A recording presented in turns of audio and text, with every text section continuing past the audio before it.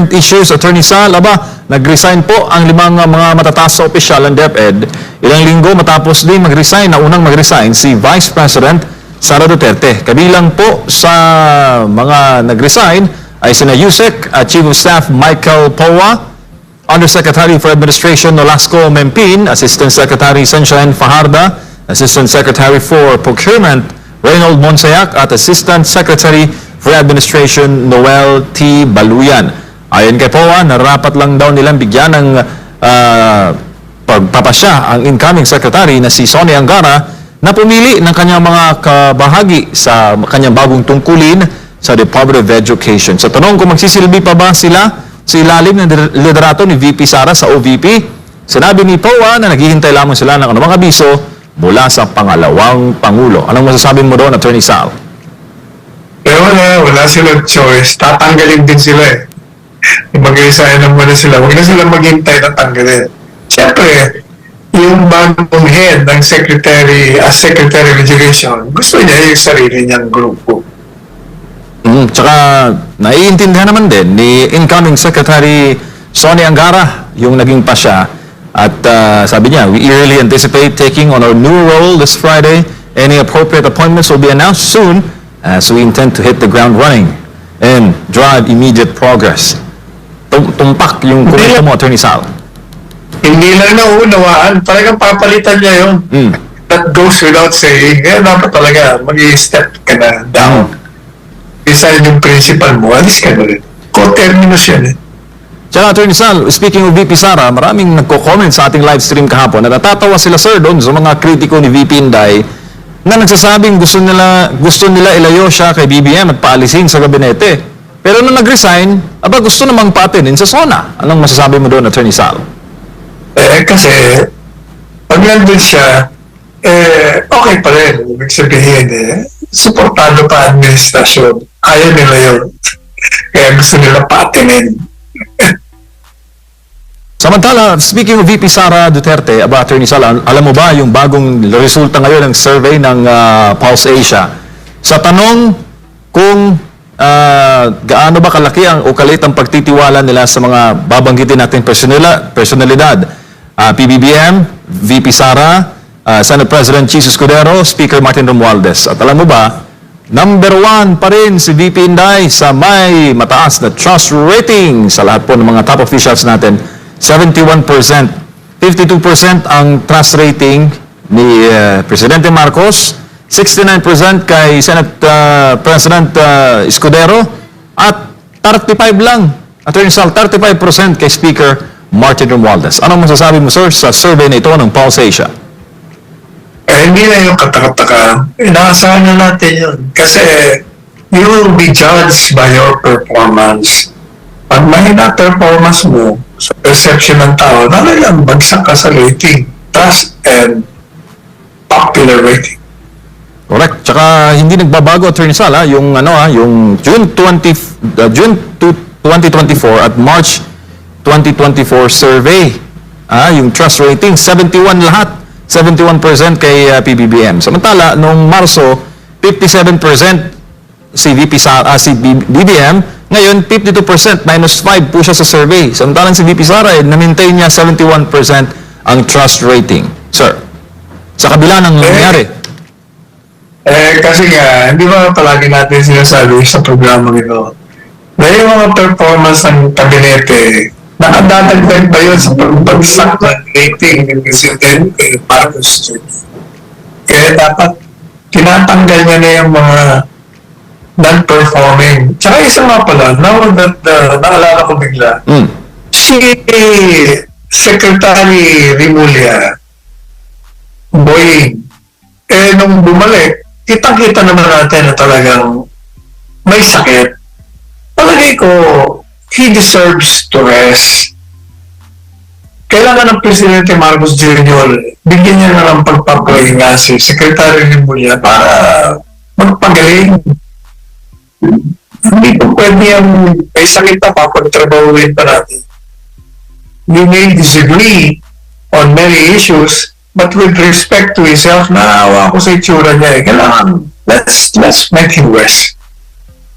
Tsaka sir, yung survey, narami kasing mga kababayan na nagtatalo-talo, kesyo daw, kung naging running mate ni VP Sara si Manny Pacquiao, Pacquiao mananalo, pinili si BBM, kaya BBM nanalo. Kaya malaking factor daw talaga ang Duterte effect sa kampanya ng Unity Team. Itong survey ngayon, kitang-kita mo, Attorney Sal, ang layo ng 52 to 71% trust rating. Alam po ninyo, matagal ko na pong sinasabi yan. Hindi pa tumatakbo yung mga yan sinabi na natin. Na kung si Inday Sara tumakbo, game over. Kung tumakbo naman si VP Sara as vice ni BBM, talagang mananalo. Kasi nga, inabulit na natin ipinaliwanag na yung 5 kandidato, si BBM lamang ang hindi tumutulig sa kay Presidente Duterte. Ang following ni Presidente Duterte napakalawak, napakalaki. Kaya lahat yun, siyempre ang pipiliin nila yung kandidato na hindi tumutulig sa idol nila, sa gusto nila.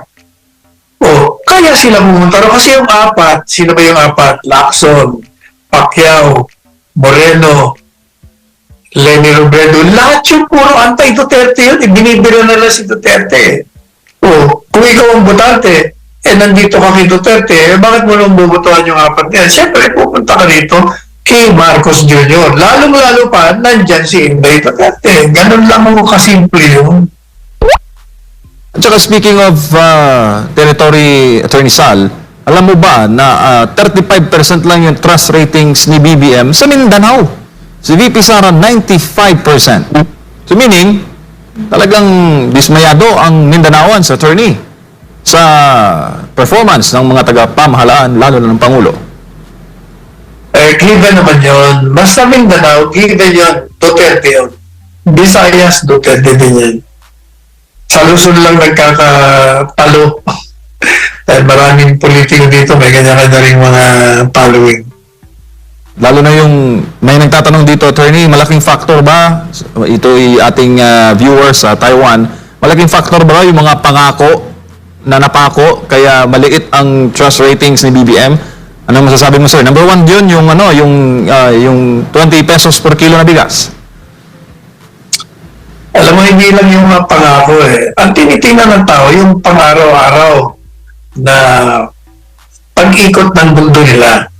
Pag yung dating gawin nila ay hindi ma-improve, hindi mabago, ay talagang you will be blaming the present crop of leaders na umuugit ng pamahalaan. Kasi ang palaging inaasahan nila, kailangan nilagay ka namin dyan, nilagay namin kayo dyan, kailangan baguhin nyo naman yung aming kalakaran sa buhay. Hindi yung lalong nyo kaming napapahirapan dahil hindi nyo tinutugunan.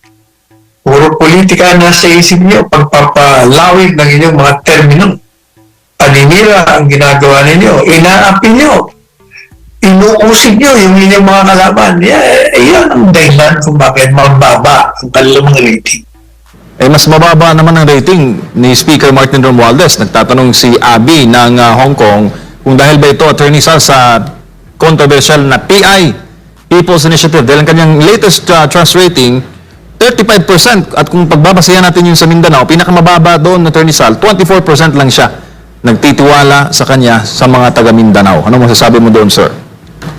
Hindi lang yun, hindi lang yung PI. Nagpisa niya, nung tinanggal niya si Arroyo, pagkatapos hindi niya sinuportahan si BP Inday, siniraan niya pa, binanatan niya sa confidential funds. Meron niya pa si dating Duterte, Pangulong Duterte. Meron niya pa yung SMNI sa mga pamamagitan ng mga kaalyado niya sa Kongreso. Utos niya lahat yun, syempre. Kaya, ayaw sa kanya ng tao. Yun lang yun. Thank you, Attorney Sal. Sa ibang balita naman, sumugod po sa Supreme Court si dating Congressman Ega Erice para ipakontempt si COMELEC Chairman Garcia sa naging umunoy pahayag nito na gustong maimpluwensya ng desisyon ng Supreme Court laban sa Miro Systems. Buwelta naman ni Garcia kay Erice, look who's talking. Si Margot Gonzalez sa balita. Gusto ni dating Congressman Egay Erice na makakontempt ng Korte Suprema si COMELEC Chairman Attorney George Garcia dahil gusto manong ma-impluwensyahan ni Garcia ang magiging desisyon ng kataas-taasang hukuman sa kanyang petisyon na nagpapabasura sa kontrata ng Miro Systems para maging service provider sa 2025 midterm elections. Binasi ni Erice ang kanyang inihayang motion sa naging pahayag ni Garcia na mauuwi sa mano-mano ang magiging halalan sa taong 2025 kung kakatigan ng Korte ang naturang petisyon. As a lawyer, he can and should not forewarn the Supreme Court of the consequence of their decision. Dapat igalang natin kung anuman ang magiging desisyon ng Korte Suprema. Pinangungunahan niya po yung Korte Suprema at gusto niya pong isway yung public opinion. Welta naman ni Garcia kay Erice, Lucas Talking, kasabay ng tanong kung sino ba ang kaliwat kanan kung magpa-preskon. Sino daw ba ang petitioner ng kaso sa Korte Suprema? Sabi ni Garcia, kung nagsasalita man ito ay dahil kailangan ng i-update ang publiko patungkol sa eleksyon. Samantala, patitingnan ng COMELEC sa National Bureau of Investigation ang mga dokumento na galing kay Erice hinggil sa umano'y iba't ibang local accounts ni Garcia. Hinala ni Garcia, kasama lang ito sa sinasabing 49 offshore accounts na ibinibintang sa kanya. At atin din po susulatan muli ang NBI at saka po ang Anti-Money Laundering Council para po mas maging mabilis ang kanila pong pagtingin. Tunay ba itong mga accounts na to? Kung tunay yung mga accounts na yan, yung mga number ng accounts, akin ba yan? Ako ba mismo ang nakapangalan dyan? Ako ba ang nagbukas niyan? May mga binuksan daw kasi 2022, may binuksan ang isang pinakanakita natin 2016. Duda ng COMELEC chief, bakit tila pare-pareho ang font ng mga bank document kayong iba't ibang bangko naman ang tinutukoy dito? Alam niyo po yung natanggap ko na dokumento galing sa dating kongresista, pare-parehas ang font, pare-parehas, ang ibig sabihin po, parang sa tinype, pare-parehas po yung pagkakatype, binago lang po yung account numbers ko ng mga iba't ibang bangko, pero pare-parehas, alam mo, galing sa isang source, galing sa isang tao ang gumawa lang nito. Hindi ba kung talagang galing sa iba't ibang bangko, dapat magkakaiba. Dapat nga yan, meron pang logo yung mga bangko, pero wala po. So, ibig sabihin po yan ay mga fake, spurious, at falsified documents. Doon po sa binigay na dokumento, allegedly galing daw po ito sa abroad. Tinrace namin yung pong number ng mismong nagpadala ko, yung mismong pinaka-trace number, ay lumalabas po, ito ay naipadala ng July 1. Ang kopya po ng white paper ko, na galing dito sa isang kaibigan natin, na isang miyembro ng Kongreso, ay June 30. Ibig sabihin, available na po sa Pilipinas ng June 30, yung mismong white paper na yan. Pero allegedly, galing sa Bahamas, pinadala ng July 1. So, ibig sabihin, available na sa Pilipinas, and yet may nagpadala noong July 1. Di kayo na po magawa ng konklusyon kung saan galing mismo. Kaya si Garcia gusto magsampa ng kasong falsification sa nagpadala ng mga dokumento. Yung may hawak ng isang falsifikado na dokumento ay presumed sa batas na siyang author ng falsifikadong dokumento. May presumption po ang batas at kinakailang patunayan na hindi po siya ang nag-falsify ng document. So, halimbawa po, isa sa atin ay may hawak ng isang dokumentong pineke. Sabi mo, binigay siya, inabot sa'yo. Basta nalang inabot sa'yo, pinadala sa'yo. Pero the fact na ikaw may hawak nun, ang sabi sa batas, presume ka na ikaw ang may gawa ng falsified na dokumentong yan. Para sa Diyos at Pilipinas, kumahal, Mark Gonzalez, SMNI News. So, Rizal, ano po masasabi mo doon sa palitan nila ng mga pahayag? Well, number one, yung sinasabi ni dating congressman, mali yun. Yung sinasabi niya ni influencer ni Chairman Garcia ng COMELEC dahil nagsalita siya na pag yan ay tinuloy yung pagbid ng Koreano ba yun? Magkakababalik sa mano-mano, hindi naman pag-i-influence yan. Una, ang Korte Suprema, dapat nalalaman niya lahat ng facts sa isang kaso. Kailangan malaman para maayos ang kanyang pagdesisyon batay sa kalakaran na inilatag sa hukuman at batay sa batas.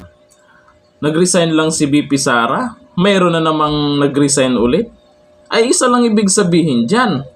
Di ba?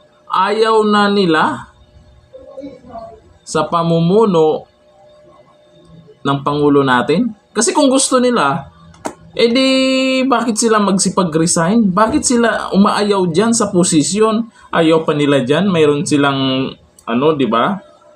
Bakit itong mga matataas na posisyon dyan sa kabinete ng mahal nating Pangulo, bakit nagsipag-resign? Di ba? Ibig sabihin lang dyan, ay mas talagang susunod sila doon at may tiwala sila kay VP Sara. Kasi nag-resign si VP Sara, ilan yung mga nagsipag-resign din.